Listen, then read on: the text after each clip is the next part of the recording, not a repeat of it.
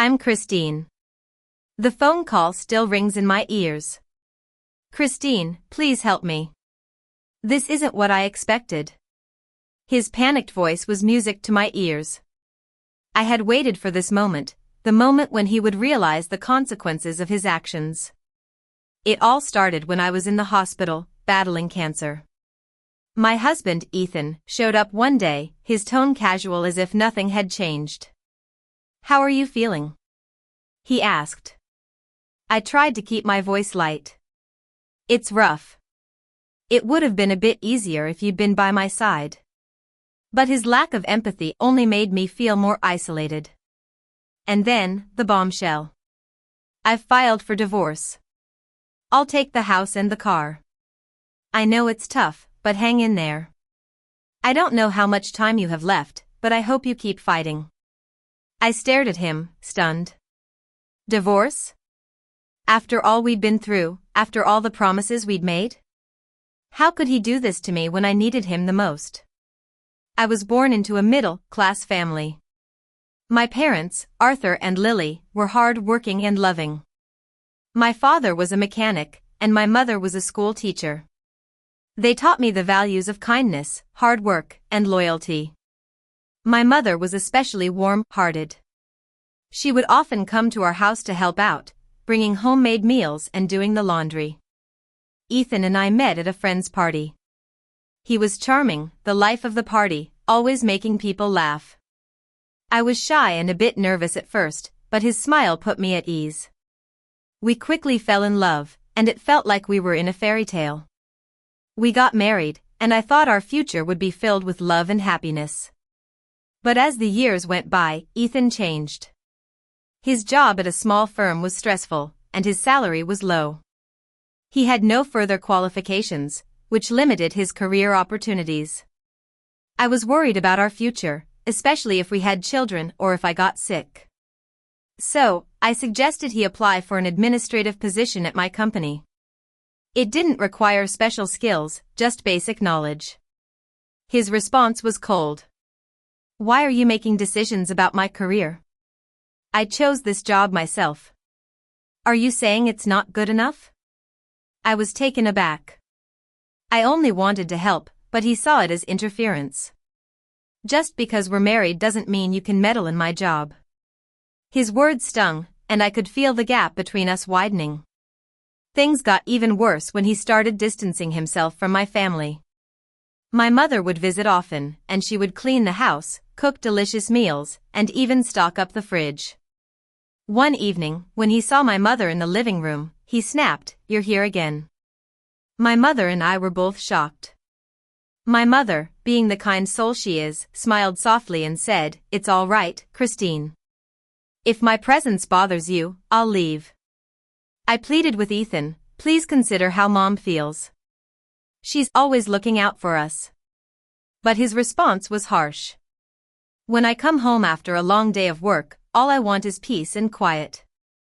It's exhausting having someone around all the time in my house." I tried to see things from his perspective, but I couldn't help but feel grateful to my mother. That night, as I ate the meal my mother had prepared, I was filled with a mix of gratitude and regret. I kept thinking about how to fix things with Ethan, but then fate took a cruel turn. At work, I suddenly felt dizzy and fainted. My colleagues rushed me to the hospital. I tried calling Ethan, but he didn't answer. When the diagnosis came, it was cancer. Thankfully, it was caught early, and the doctor assured me that with treatment, I'd be okay. But I knew the road ahead would be difficult. When I told Ethan about the diagnosis, he was distant and indifferent. His silence hurt more than the cancer itself. I felt so alone, but I decided to focus on my treatment. The treatments were much more brutal than I had expected, and my health deteriorated quickly. I was confined to my bed most of the time. Then, Ethan's visit to the hospital and his divorce announcement was the final straw. I was heartbroken, but at the same time, a fire of revenge was ignited within me. I decided to play my cards right. I calmly told him, "I understand. I'm sorry for everything. The house, the car, whatever. If you want compensation, I'll pay. Thanks for everything. He was surprised, and a smug smile crept onto his face. I didn't expect you to accept it so easily. I thought you'd put up a fight. Anyway, take care of yourself and don't bother inviting me to your funeral. As he walked out, I knew it was time to take action. I called a colleague from my company. Hey, it's been a while. I need a favor. Can you help me with something? After a brief pause, he agreed. All right, let's give it a shot. I contacted the head of sales at my company and urged them to reconsider their business dealings with Ethan's firm. A few days later, after a treatment session, I saw over 200 missed calls from Ethan on my phone. I returned his call, and his panicked voice filled my ear. My name's on the company's layoff list. I can't believe this is happening. I feigned concern and asked, Ethan, what happened? Then, I decided to reveal the truth. You know, there's talk around the office about you and the new girl.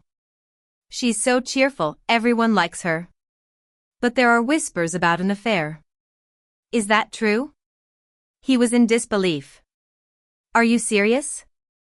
This is a joke, right? I then dropped the bombshell. Actually, I'm the CEO of the company. That's how we've been living so well.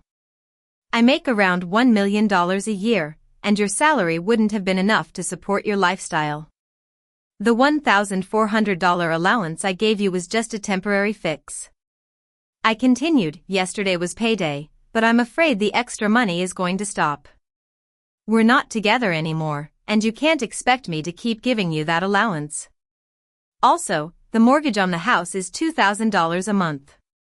You'll need to figure that out. If you miss a payment, you might have to leave. His panic was palpable. Wait, what? This is insane, he stammered. I could sense his desperation. He then pleaded, wait, can we reconsider? I know this sounds selfish, but I realize now how much you meant to me. His words were like echoes from a past that was long gone. The same promises he made when we first got together, promises that had turned into disappointment.